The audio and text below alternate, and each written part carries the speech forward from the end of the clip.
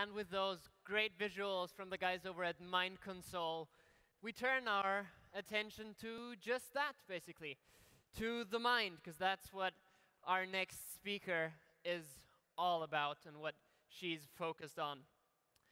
Her talk is entitled "What I Learned About the Brain by Writing a Book About It." And if ever there has been an intriguing title for a keynote, it's probably this one. We're really glad to have her here. Please welcome, with a very warm applause, the one and only Ellen Petry Leanse. Thank you. Hey.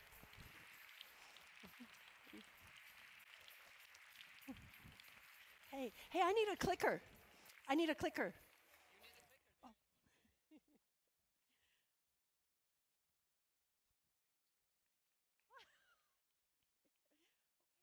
Wonderful, thank you.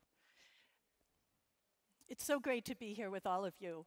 I want to say that getting to know some of you and feeling all of the great things going on at this festival makes me think you don't really need this talk. I think you already know it better than I did, and it is still wonderful to share it with you, so thank you for having me here. So if I told you, with a click, if I offered you a key,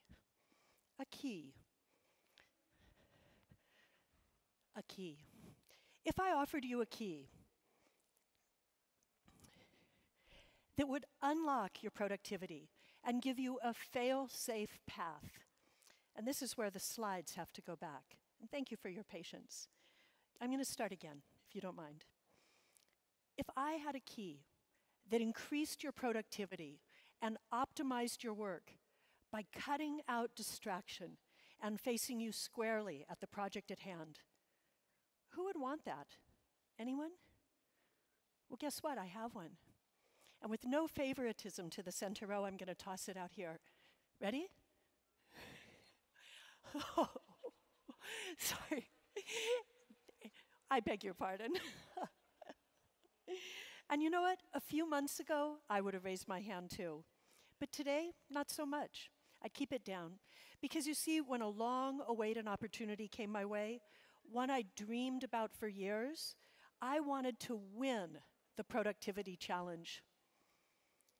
And I thought the key I needed was a carefully planned routine, a big dose of self-discipline, zero distraction, a focus on results, and a straight, all-business line from point A to point B.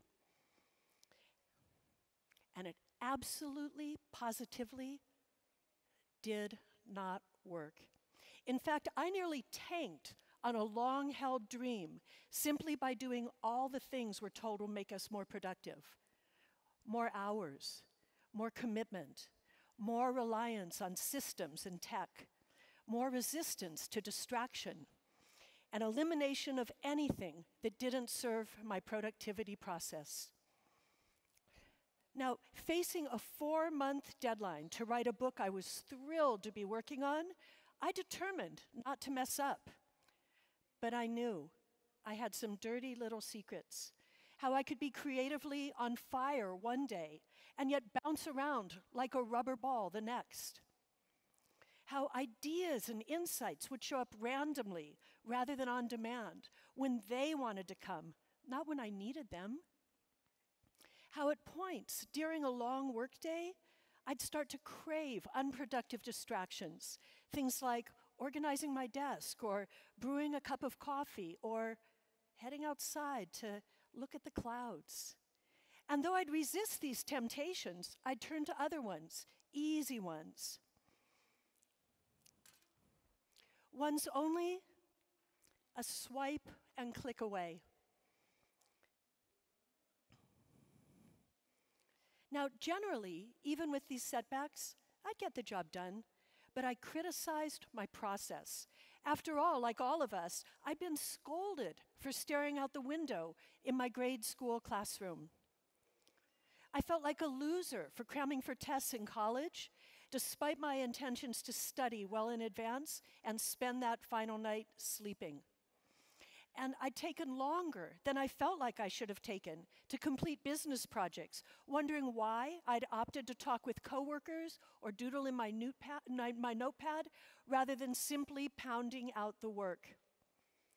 And like many of us, I'd been learned that one more click that leads to a lot more clicks in the ever-handy distraction optimizers that seem to run more and more of our lives. Distraction, I told myself, was a lifelong bad habit. It was a character flaw. Time for a disciplined approach, I told myself. Conquer your inner daydreamer, and you'll conquer your goal. That's what I'd been told productivity would take, a shaming and taming of my unproductive inclination toward distraction. So I sealed myself in. I cleared my calendar, and I told family and friends I'd see them on the other side. I streamlined, separating my life into compartments and eliminating anything I didn't absolutely have to do.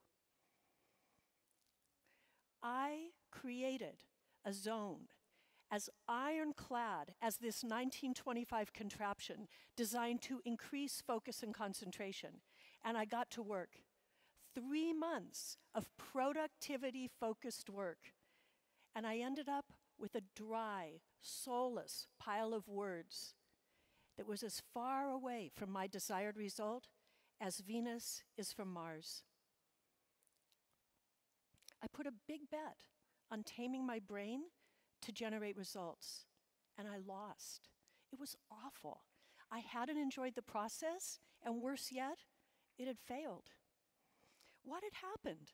I thought I'd had the key, but it seemed I had completely misunderstood, and don't worry, I won't throw this one. I had misunderstood the lock. With my deadline looming, I didn't know what to try next. I only knew I wasn't going anywhere good if I stayed on my path. So I took an unconventional route at the 11th hour, a different approach that ignited a natural process my dedication to productivity had suppressed. Left to itself, my brain guided its DMN, its default mode network, to a place where the scenery shifted.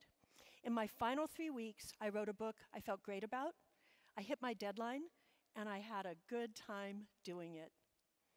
Here's what I learned about the brain by writing a book about it: that distraction is an essential part of any creative process. And that by pursuing the right types of distraction, we can work with our brains to balance downtime with productive time, boosting not only results, but enjoyment as we pursue them. The default mode network is a system in the brain that switches into gear right around the time we start checking out. It befuddled neuroscientists until recently. They weren't expecting research subjects' brains to kick into high gear as they chilled out between tests. But oddly, researchers saw a rise in brain activity when test subjects went on a break, as they rested or spaced out between experiments. The activity lit up across unifying regions that weren't necessarily thought to work together. It engaged the prefrontal cortex, that home of several uniquely human cognitive functions, as well as areas associated with motor control, balance, and vision, which was odd, since it often kicked in when subjects kicked back and even shut their eyes. These areas didn't seem to fit together in any logical way, and yet they were connecting powerfully, burning as much as 20% of the body's resting energy by simply doing what looked like nothing. But looks, as we know, can be deceiving. Stanford innovators Olivia Fox and Judah Pollack call the DMN the brain's genius lounge, the place where creative insights lie waiting. But that genius lounge only opens up when the brain's goal-oriented, point A to point B, executive network focuses on a job that busies it just enough that the DMN can kick in. It does that when it's distracted, when we daydream, when we use our imagination, when we go for a quiet walk or take a light afternoon rest. Or when we do routine tasks, things like gardening or pedaling a bike, cooking, tinkering, carefully folding laundry, practicing the ukulele. It's as if these just focused enough activities give the executive network a little job to work on. And when it gets busy with that, the genius lounge opens. Now, it's easy to imagine the DMN at work or at play as Sir Isaac Newton sat in an orchard and wondered what made that apple fall to the ground. I can't say for sure he was daydreaming, but since the concept of gravity arose about 4 centuries before an iPhone might have occupied his downtime, it's a pretty good guess he was simply spacing out. As gentle breezes touched his skin, rustling leaves whispered around him, and clouds changed shape in the sky, something unseen started to become clear. Now, that never would have happened in an isolator, nor if he'd been tapping away on his mobile, nor if he'd been on a forced march toward A to B productivity. Maybe the DMN guided J.K. Rowling as she gazed out the window of a delayed train and let her imagination start to weave a tale about a young wizard boy navigating the world of ordinary humans. Or as Carl Jung drew his hypnotic mandalas, coalescing his inquiry into consciousness, thoughts that also filled his mind during his daily work in the garden, setting stones or tending plants. Maybe even as Leonardo slowed down and meandered to complete the 14-year side project we know today as the Mona Lisa. Now, none of this genius would have emerged from brains striving for productivity, nor from brains absorbed in the distractions we juggle every day, constant little interruptions we get through tech, the small and unrelenting temptations that lure us away from both our executive functioning and the more spacious terrain of the DMN's genius. And yet, the majority of Americans spend more time staring at screens than they do sleeping. 14% of parents check their devices while eating dinner with their families, even when their kids ask them to stop. More than 1/3 of adults spend 3 to 5 hours online on weekend days. Some spend up to 15 hours, both days. Each day, we swipe our phone some 2,600 times. Heavy users, nearly 5,500 times. A travel industry survey revealed that 21% of vacationing adults said they'd rather have Wi-Fi than sex while on holiday. It's dismal, and yet it's understandable. Tech is designed with clear understanding of our brain's motivation and reward cycles. It exploits our distractibility and directs us toward its objectives, not toward our genius. Clues all around us say something is wrong. We've all come back from vacation or long weekends, and certainly from conferences like this, saying things like, I never realized how pointless that process was until I got away. It was almost like I hadn't seen what was really possible until I stopped thinking about it. Or on the flight home, I got this great idea. We get aha moments in the shower or while out on a hike, and we know those flashes of brilliance would never have come if we'd been tapping on our or pounding through email. And yet, we think the path to more genius is more time working or more diligent use of whatever technology or productivity system promises results. I think about that when I look at my forced march, the one that almost ended here. Or when I hear business leaders boast about 18-hour days and 130-hour work weeks, allowing, of course, for carefully scheduled trips to the bathroom. And how our culture, our workplaces, even our schools drive for productivity as if it, rather than ingenuity, creativity, and curiosity, is the purpose of our minds and our lives. We shame ourselves and we scold our children for daydreaming, and we treat idle time as something to be prevented, avoided, and clicked away. We say goodnight with our tech at arm's length, and we reach for it first thing in the morning, reinforcing brain cycles that have nothing to do with purpose, genius, or even a good night's sleep. Click by click, yet with irresistible momentum, it seems we're turning away from exactly the things that let the DMN kick in.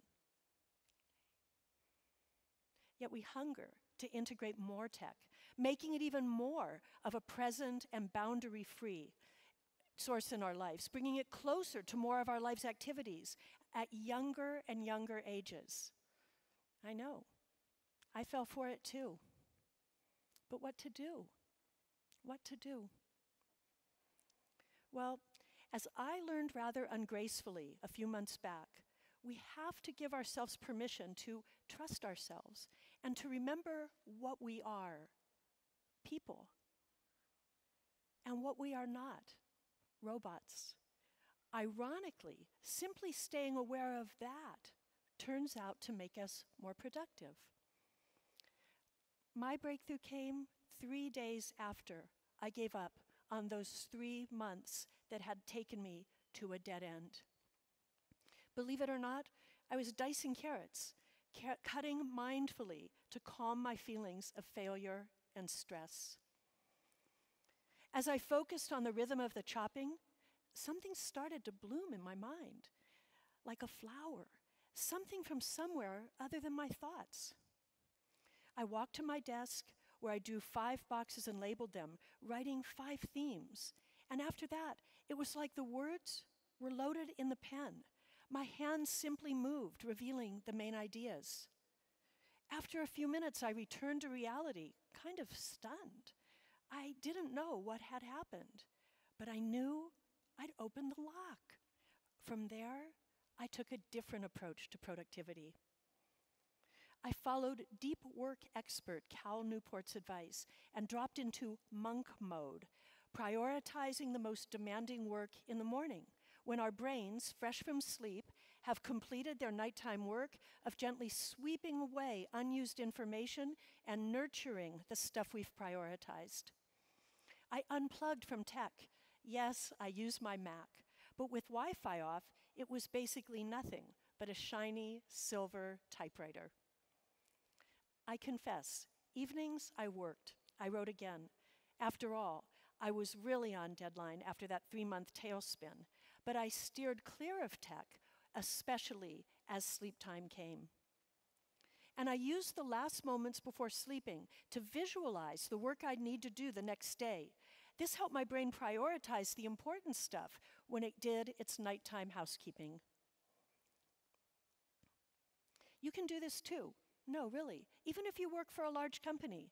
After all, monk mode mornings happen at the time we're used to pounding through email and sitting through meetings, working on the urgent rather than the important.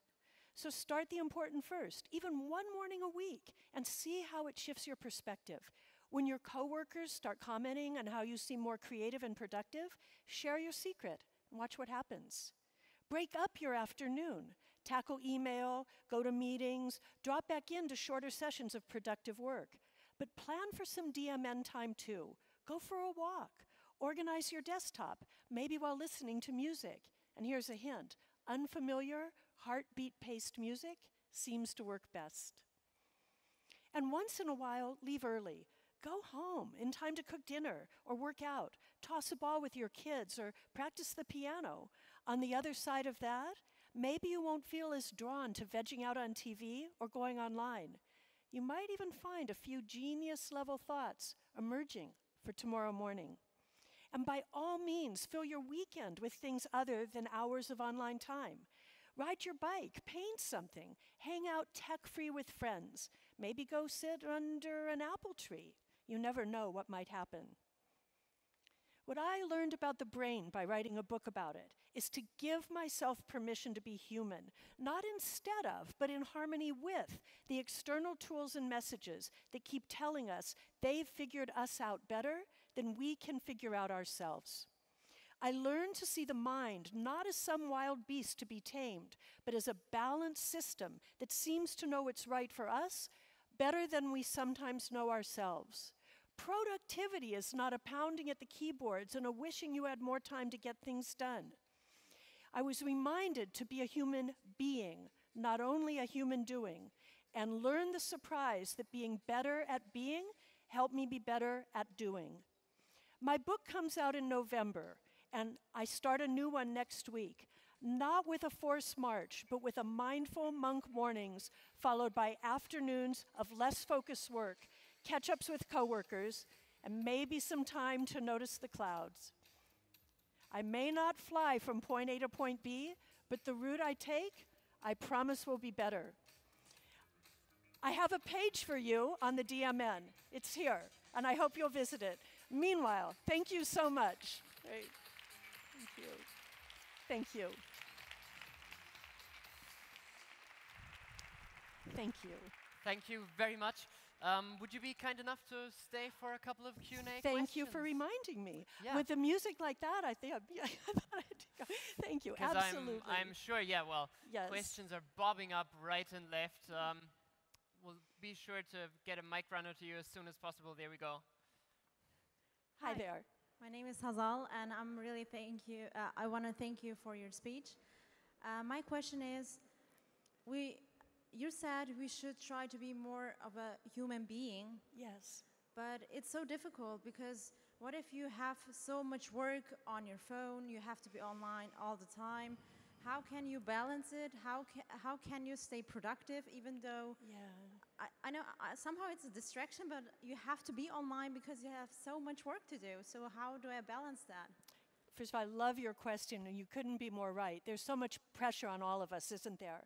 But it is a practice, and we have to remember that our minds are not only, our brains are not only here, and we as people are not only here to produce, to work, to serve the economy. We're here to be people and to participate in some things that are bigger, right, than simply what our work is or what our productivity is. So what I learned from writing a book about it is writing a book is not about my fingers flying across a keyboard, writing as many words as I can to say, like, know this, know this, know this. It's about saying, wait a minute.